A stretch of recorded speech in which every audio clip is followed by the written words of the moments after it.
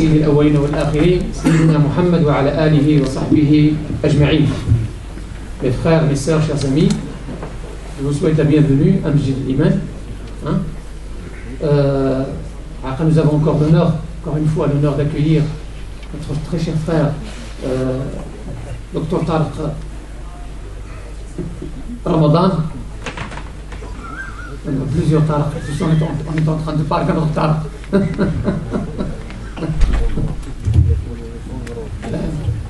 Tariq Ramadan, hafidahullah. Bon, c'est quelqu'un, alhamdoulilah, que vous connaissez, c'est habitué de Masjid al-Iman. Je ne vais pas trop m'étaler dans sa présentation. Donc, je laisse le temps de boire un verre d'eau. Inch'Allah, juste le temps d'attendre les frères, Inch'Allah, sont en train d'arriver. Bien sûr, vous remarquez donc les conditions de la conférence. Alhamdoulilah, vous êtes nombreux et nombreuses. Les sœurs qui sont à l'étage, ils peuvent descendre. À la limite, ils peuvent, on peut leur demander de descendre, avec la condition que les frères qui sont à l'extrême droite de venir rejoindre le centre. Venez, s'il vous plaît. C'est le sujet de la conférence. Ça aussi vu comme introduction. Les extrêmes, rejoignez le centre, s'il vous plaît.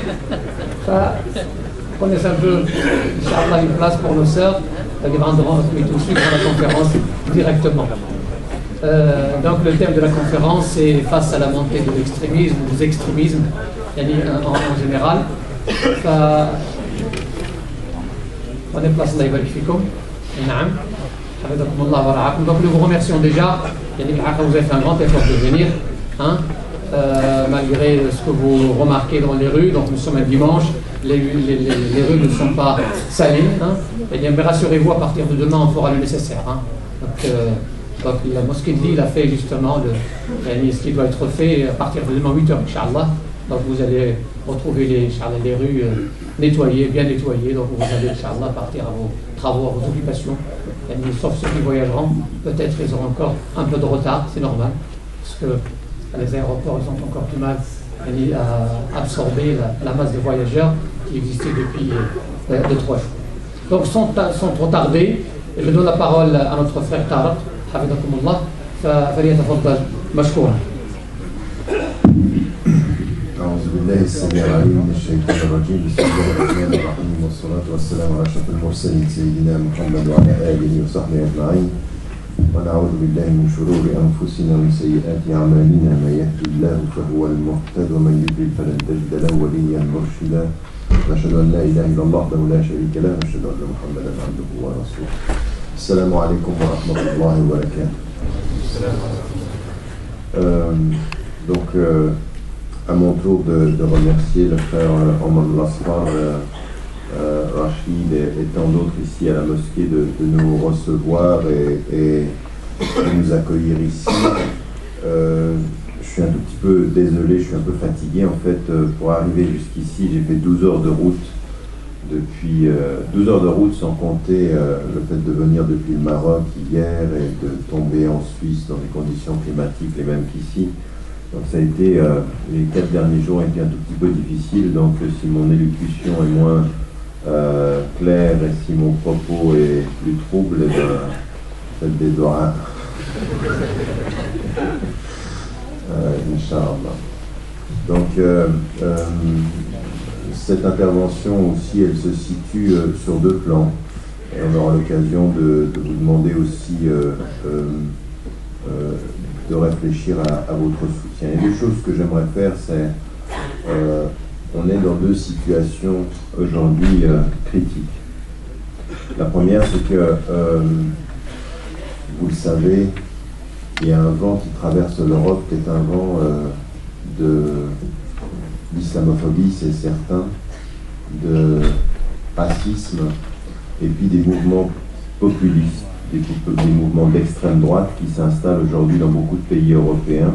Vous voyez ce qui est en train de se passer dans votre propre pays, et il faudra de ce point de vue-là qu'on en discute, parce que ça c'est un des éléments. Et puis avec ceci, des attaques répétées. C'est vrai en Allemagne, c'est vrai en Autriche, c'est vrai en France, c'est vrai en Suisse, c'est vrai, vous avez remarqué d'ailleurs que la star nationale de l'islamophobie hier à Paris venait de la Suisse, Freisinger, qui est le porte-parole du mouvement d'extrême droite, on ne dirait pas d'extrême droite, plutôt du mouvement populiste, la tendance d'extrême droite de la Suisse. Et donc on a des attaques, et puis vous avez en Hollande où j'ai travaillé le Geert Wilders, dont je vous ai déjà parlé, qui compare le Coran au Mein Kampf. Et ces gens-là sont des mouvements qui sont extrêmement dangereux, pas simplement pour nous, en fait, ils sont dangereux pour l'avenir de l'Europe. Il faut que nous nous rendions compte que en nous opposant à ce discours, en nous opposant à ces partis, nous ne sommes pas simplement des musulmans qui résistons au nom de l'islam, nous sommes des musulmans qui résistons au nom de l'islam et de l'humanité, c'est-à-dire pour le bien-être de tous. L'Europe aujourd'hui est en danger, la France est en danger d'y perdre ses valeurs et l'Europe de la même façon. Alors, simplement aussi pour que vous compreniez la démarche qui est la mienne, depuis un certain nombre d'années, moi j'ai travaillé sur le terrain, j'ai travaillé pendant pratiquement 2 ans et demi à Rotterdam avec la municipalité de Rotterdam et l'université de Rotterdam. Et je travaillais dans un engagement qui était un engagement sur identité, citoyenneté, identité et sentiment d'appartenance. Et puis j'avais eu des attaques qui avaient été reprises de ce qui se passait aussi en France, qui avaient été repris des propos de Caroline Fourest. Et puis j'avais gagné cette première bataille. Parce que on avait justement, la municipalité avait fait des recherches et était parvenue au fait qu'il n'y avait pas de double discours. Alors que j'étais en vacances l'année dernière, campagne, parce que je présente une émission qui est une émission d'ouverture à Presse TV, une chaîne iranienne. On a essayé d'utiliser ceci pour mener une nouvelle campagne.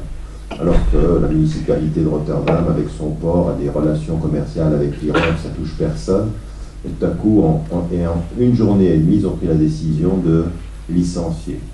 Ce qui a provoqué un scandale au niveau hollandais, parce que beaucoup ont dit que c'est une atteinte à la liberté d'expression académique, et ce n'est pas des façons de faire par rapport à quelqu'un qui a un mandat de consultant au niveau de la municipalité. Et pourtant, ils l'ont fait. Et donc, à ce moment-là, quand je suis retourné, j'ai dit qu'il fallait absolument, et je vous l'ai souvent dit, ne jamais accepter des décisions injustes. Donc on est allé en justice. Et donc là, maintenant on en est là. Et moi ma position par rapport à cela, c'est que c'est autant mon affaire que la vôtre au bout du compte. Et on a avec juste cause qu'on a créé à partir d'ici, qui est ici dans le Nord, une association où on se bat pour pouvoir couvrir les frais d'un certain nombre de cas où des frères ou des sœurs peuvent être en face de la justice et il faut vraiment qu'on puisse trouver des avocats qui nous défendent. Et aujourd'hui, dans l'association, ce à quoi on est en recherche, c'est qu'il nous faut 50 000 € pour pouvoir couvrir ces frais d'avocat et de justice. Ça coûte cher. La justice coûte cher dans tous les pays d'Europe. Et donc, c'est aussi pour que vous compreniez que dans cet engagement-là, moi je l'ai toujours fait quand on est venu pour le centre Tawhid. Vous avez vu d'ailleurs, je dois vous dire une chose, je dois vous remercier, alhamdulillah, parce que quand on était venu l'année dernière, vous vous souvenez, et vous avez été un week-end gratifiant la dernière fois qu'on était venu avec le soutien de Omar et de vous, et bien finalement le centre a été acheté, alhamdulillah, à Paris. Et donc c'est là où j'ai mon bureau, mais c'est surtout là où il y a une librairie, il y a une mosquée. Le centre aujourd'hui est la propriété d'une association musulmane là-bas à Saint-Denis, et donc c'est gagné. Et ça c'est grâce à vous, vous y avez beaucoup contribué. Mais vous savez que la lutte continue et qu'il faut qu'on continue à se battre, et en particulier sur le plan de la justice, il faut qu'on se fasse entendre. Donc on est maintenant à la recherche de 50 000 €, j'ai mis ça sur mon site, certains d'entre vous y sont sans doute allés, ils ont vu, c'est un appel au soutien de l'association Juste Cause, et après 2 mois, on n'est même pas arrivé à 5 000, on est loin du compte, et l'avocat, qui est un avocat qui a mis beaucoup du sien, s'impatiente, parce qu'effectivement, on n'y arrive pas pour l'instant, donc si vous pouvez, au travers aussi de votre présence ce soir, manifester votre soutien, soit ce soir, soit par un chèque, soit comme vous le pouvez, ça nous sera utile parce que ce combat-là, il faut qu'on le mène. Et aujourd'hui, c'est vrai que c'est une cause qu'on peut gagner parce que les erreurs sont tellement manifestes, l'injustice est tellement manifeste. Et j'ai 4 universités qui se sont portées de mon soutien, c'est-à-dire en termes de cause intellectuelle, de caution intellectuelle, ils soutiennent en disant ça n'est pas acceptable. Et la première d'entre elles, c'est l'université où je travaille, d'Oxford, qui dit qu'on ne peut pas intervenir dans la liberté d'expression de quelqu'un, surtout quand on n'a rien à lui reprocher. C'est-à-dire que c'est pas qu'on ait quelque chose à me reprocher, c'est que je travaillerai dans un organisme qui sera un organisme d'État iranien dont les autorités médiatiques britanniques ont dit qu'il n'y avait pas de traitement injuste de l'information. Donc on en est là. C'est-à-dire que les autorités britanniques reconnaissent que ce n'est pas une chaîne qui couvre les événements négativement, mais ça a permis, comme prétexte, de licencier. Et vous avez pu voir aussi mon amie toujours, Caroline Forest, essayer de prendre cela pour enfoncer le trou. Alors, simplement une parenthèse, et vraiment, je compte sur vous, les frères et les sœurs, pour manifester votre soutien. Mais le sujet qui nous concerne aujourd'hui, il est aussi lié d'une certaine façon à cela. Et maintenant, il va vraiment falloir que nous ayons une vision par rapport à ça. Ce qui est en train de se passer en Europe est très dangereux. Alors, je vous dis en Europe et en même temps, je reviens des États-Unis et ce que j'ai pu voir aux États-Unis, où l'inquiétude monte au plus haut niveau de l'État. Je peux rencontrer des personnes au plus haut niveau de l'État américain, il y a une vraie crainte, une véritable crainte. Alors vous savez, je l'ai toujours été, je le serai toujours, très critique par rapport à la politique américaine sur le plan international, très critique parfois dans le traitement des injustices raciales qu'il y a aux États-Unis. Mais aujourd'hui, dans les 6 derniers mois maintenant, on a eu un mouvement qui est un mouvement aux États-Unis qui ressemble étrangement à ce qu'on a vu en Europe et ce qu'on voit en Europe.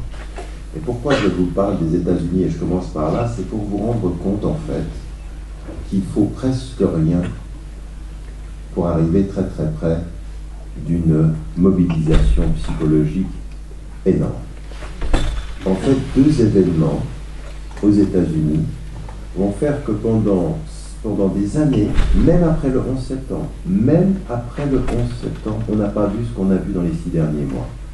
C'est-à-dire qu'il y a eu le 11 septembre, et après le 11 septembre, on a même vu des citoyens aller faire main dans la main des chaînes de protection autour des mosquées, pour dire on ne laissera pas les gens parler ainsi de l'islam. Comme si, après le 11 septembre, on avait ciblé le violent et protégé ce qu'on appelait le modéré à l'époque. D'accord? Donc le musulman, le concitoyen. Ce qui est en train de se passer maintenant est totalement différent. C'est-à-dire que pendant 9 ans, on a pensé qu'on avait quand même réussi à protéger du pire aux États-Unis, c'est-à-dire une mauvaise image de l'islam, du concitoyen. Alors, George Bush qui dit, à l'époque, l'islam est une religion de paix, nous n'en avons pas contre les musulmans, nous en avons contre les extrémistes, tout en allant tuer du civil afghan et puis de l'Irakien. Donc on n'en a pas contre les musulmans, mais enfin le sang du musulman, ça reste quand même moins important que le sang de l'Amérique. D'accord? Donc on n'est pas naïf, on entend le discours, mais on sait ce que ça veut dire. Cela étant, 2 événements en 6 mois vont complètement changer la donne du discours. Première des choses, aux États-Unis, pourquoi je vous dis ça? Parce que vous allez vous rendre compte de la puissance du média, de la puissance de la perception, et vous allez comprendre maintenant ce qui est aussi en train de se passer dans votre pays, en France, à la lumière de ce qui se passe ailleurs en Europe. Et première des choses, un groupe d'hommes et un imam, très soufi, très light, très gentil,